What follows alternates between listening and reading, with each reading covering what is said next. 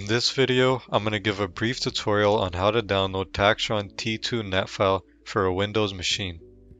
First, you're going to head to our website taxtron.ca and navigate to the Products section. You can then select T2 Windows. Next, you're going to click on the single license and then scroll down until you find Download it for free. Next, you're going to scroll down and click on Download Taxtron for Windows. Keep in mind our software is only supported by Windows 10 and 11, so make sure your system is running that operating system. Once the .exe file is done downloading, you can then open it. Click on Yes and then follow the instructions on the screen. Accept the terms of service, select the install path, and install.